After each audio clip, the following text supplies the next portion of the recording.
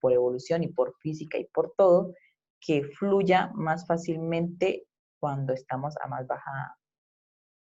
más bajo nivel, o sea, a nivel del mar, más baja altitud, o sea, a mayor presión. ¿Listo? Bueno, sigamos. Bueno, posteriormente hablábamos de Arquímedes, que era exactamente, por eso llevan respirador, porque ya no pueden, porque necesitan eso para poder que les dé un empujón, digamos, ¿sí? Porque les presione y que puedan entrar ese aire. Porque directamente eso, por presión no pueden, digamos, aspirar bien todo el aire. Necesitan que algo que les presione, que haga una presión desde afuera, que serían los tanques, para que pueda entrar a los pulmones. Bueno, entonces vamos con el principio de Arquímedes, hablábamos, porque era una tarea que le habían dejado a él, ¿no? De medir si le estaban haciendo, el orfebre le estaba haciendo trampa al rey, de si la corona era de oro o tenía mezcla con cobre en este caso. Entonces, Arquímedes se dio cuenta que con el líquido desalojado, y recordemos que el volumen ese, desalojado era o movido, ¿sí? No necesariamente que lo saque afuera, ¿sí? Que lo saque, como hablábamos como un compañero que preguntó ahí, consultó, dijo, pero solamente se mide por el líquido que está afuera que tiró. No, directamente, realmente no, necesariamente no, sino con el que alcanza a mover. Entonces, uno puede utilizar un vasito medidor que les hablaba y le pongo dentro la mitad de agua, dentro una piedra en la que quiero medir el volumen, y ese volumen que se movió, digamos que estaba en 500 metros cúbicos, por decirlo así, en volumen, lo moví y movió a la escala hasta 600. Entonces, son esa diferencia de volumen, o sea, el volumen desalojado, volumen movido, sería el volumen de la piedra que quise, que metí dentro de ese vasito. Bueno. Entonces se dio cuenta que ahí había ya otra magnitud física, que es el empuje, que nos iba a dar más ayuda para poder saber la densidad, digamos, de esa corona, en ese caso. Y estaba dada por la densidad de líquido, por la gravedad y por el volumen desalojado, ¿sí? Que sería el volumen del material que queremos meter.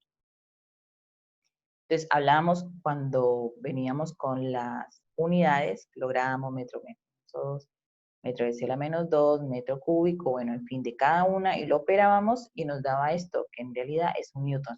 Entonces, ¿qué quiere decir que sea un newton? Que el empuje también es una fuerza, ¿sí? Entonces, jugando con el valor de la fuerza, el empuje, o sea, del líquido que da un empuje hacia arriba por la cantidad de moléculas que tienen, y si se dan cuenta, depende también de la densidad de este líquido. Entonces, empuje de arriba y contra el peso que va para abajo, entonces vemos si flota o no flota, o cómo es su flotación, ¿sí? Entonces, veíamos acá en el ejemplo cuando el niñito quería meter una pelota, y en el caso de que el peso sea más pequeño, o sea, menor que el empuje, él va a flotar. En el caso, si es igual, se queda como sumergido dentro del líquido. Y cuando el empuje es menor, o sea, el peso es más grande, el cuerpo se hunde. Entonces, este principio es el que nos da la explicación de por qué, digamos, flota un barco. Ahora, se hablaba más fácil, porque uno dice, el barco tiene un montón de metales y todo eso que son pesados. Ahora ya podemos decir que es pesado, ¿no? Que la masa es muy grande y por la acción de la gravedad, por eso es pesado. Entonces, lo veíamos con una botella de plástico, donde si está solamente con aire, el peso es muy bajo, ¿no es cierto? Y se va a quedar arriba, no se va a hundir casi nada. digamos, queda flotando en la superficie del agua.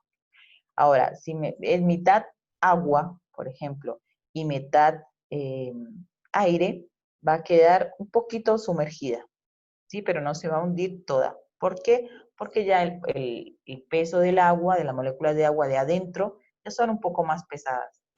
Hace que sea más pesada esta botella, ¿sí? Entonces ahí quedaría que el empuje y el peso son iguales.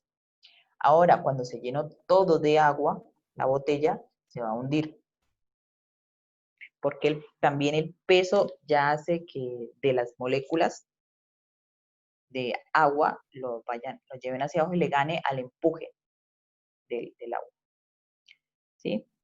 Y quedamos ahí, creo.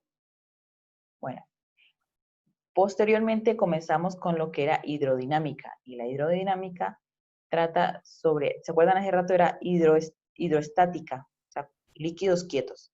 Estaban en un contenido, digamos, en un estanque, en un recipiente, y estaban quietos. Ahora vamos a hablar de los fluidos, no líquidos, de los fluidos que están en movimiento, ¿sí? Entonces aquí surge una nueva magnitud física, que es el caudal, y nos dice qué cantidad de fluido, ¿sí? No es solamente líquido, de fluido, circula a través de una sección por unidad de tiempo. Entonces, ¿qué quiere decir? Velocidad por área. Hablábamos de venimos y reemplazamos, y nos daba volumen sobre segundo, más o menos, ¿sí? Al ver las unidades del caudal. Bueno, posteriormente, considerando esto, que se me olvidó comentarles que esto era un fluido ideal, ¿sí? O también llamado superfluido, del que supuestamente no se tiene viscosidad.